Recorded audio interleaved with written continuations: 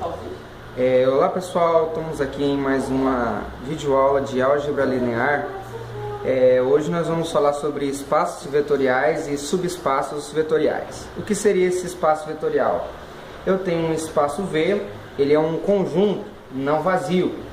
E nesse conjunto estão definidas duas operações, a adição e a multiplicação por escalar. Aqui temos indicado a soma e a multiplicação por escalar. Esse conjunto tem que ser um conjunto não vazio para ele ser um espaço vetorial. O que seria isso? Eu tenho os elementos desse espaço que são conhecidos como vetores, mas podem ser polinômios, matrizes e entre outros. Vamos lá. A primeira operação que nós temos é a operação da soma para todo U e V componentes, um vetor U e um vetor V, pertencentes ao meu espaço vetorial. A soma desses componentes tem que continuar pertencendo ao espaço vetorial, ao meu conjunto.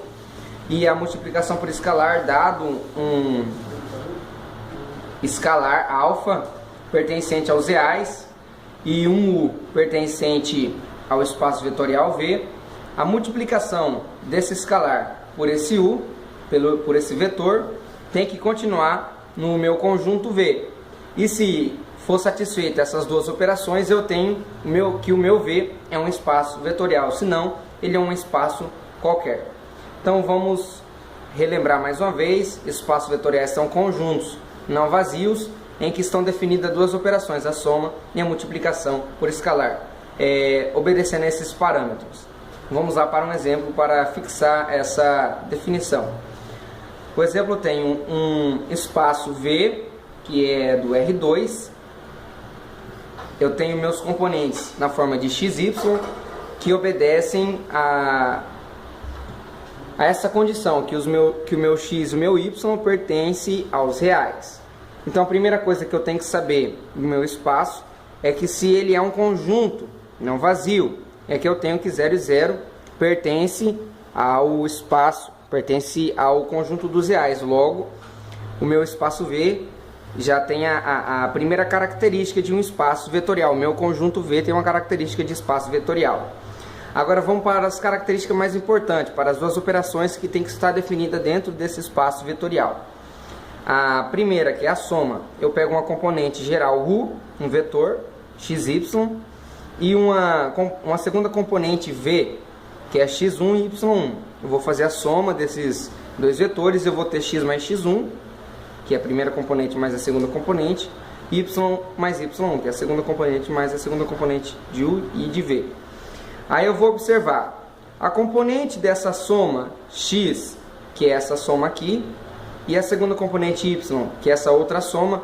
Eu vou verificar lá na minha condição primária se ela continua. Então, a minha componente X e a minha componente Y continua pertencendo aos reais? Vamos observar. Primeiro, o meu X do meu U, ele era uma componente do vetor do conjunto V, e esse X pertencia aos reais. E eu tinha um V, X1, que pertencia também aos reais.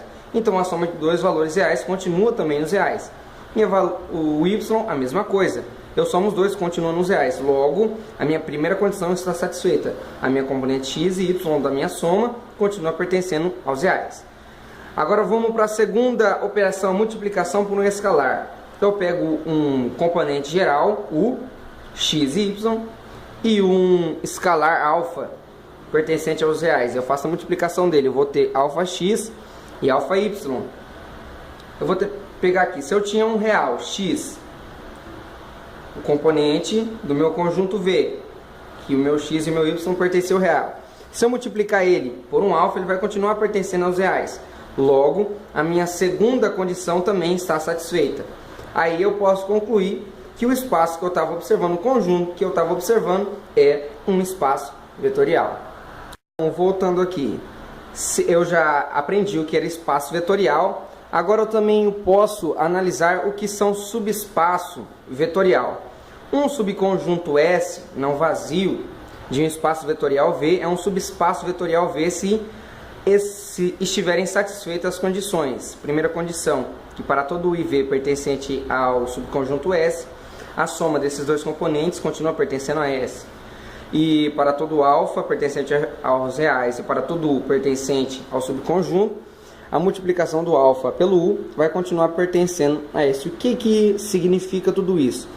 Eu tinha um espaço vetorial qualquer, um conjunto, e eu descobri que se eu pegasse um componente U e um componente V e eu fizesse a soma deles, eu continuava dentro desse espaço, e que se eu multiplicasse por um alfa, eu também continuava nesse espaço. Então eu descobria que esse conjunto era um espaço vetorial. Agora, quando eu olho para o subespaço, a mesma coisa que eu isolar outro intervalo menor aqui dentro.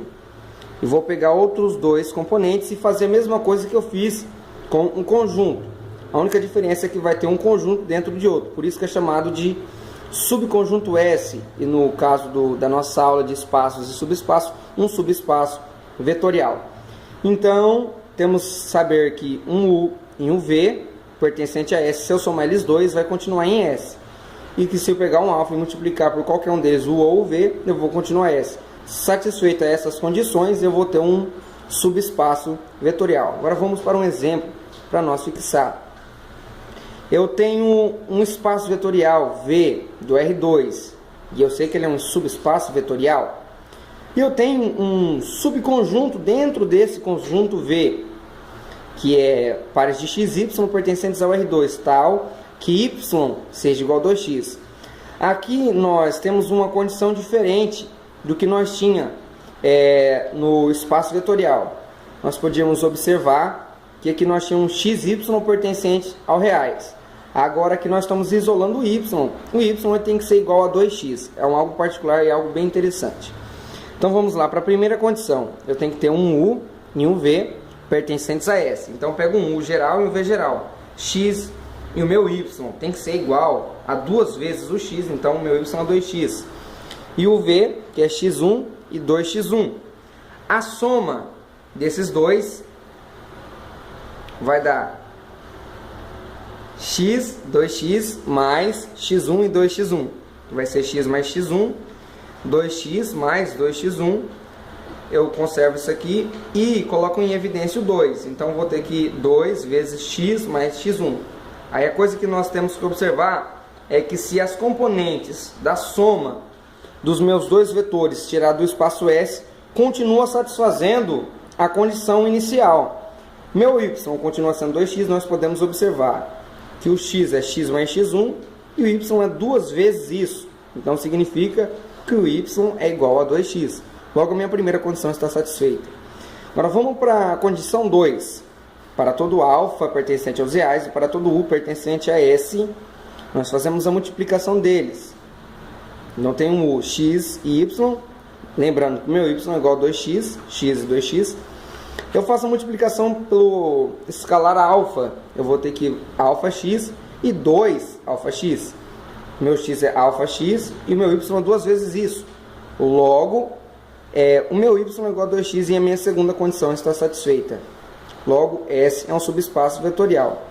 Então, pessoal, nós hoje aprendemos sobre espaços e subespaço vetorial. O espaço é um conjunto não vazio que estão definidos duas operações, uma adição e uma multiplicação por escalar. E o subespaço vetorial tem um subconjunto vazio de um espaço vetorial V. E é um espaço vetorial V de V se estiverem satisfeitas as condições. É as mesmas condições do espaço vetorial. E para não trazer muita confusão, relembrar alguma coisinha de geometria analítica, o que é um vetor? O vetor é um segmento orientado no plano ou no espaço que representa uma grandeza ou magnitude, com magnitude, direção e sentido. Ele pode ser representado no plano e no espaço. No plano ele vai ter duas... A representação dele vai ser através de uma coordenada cartesiana, uma coordenada para x, outra para y. Temos representado aqui, ó, xy pertencente ao R2, o R2 é o plano. E eu consigo com 2 pontos representar um segmento de reta, que pode ser um vetor. Já no espaço nós temos que ele possui x, y e z, coordenadas para abscissas, para ordenada e para as cotas. Mas só que no caso de espaços vetoriais e subespaço, o vetor que nós falamos que é o elemento desse conjunto não se trata de um vetor propriamente dito, mas de qualquer outro elemento matemático. Pode ser um polinômio, uma matriz ou outro. É isso aí, pessoal. Muito obrigado pela atenção.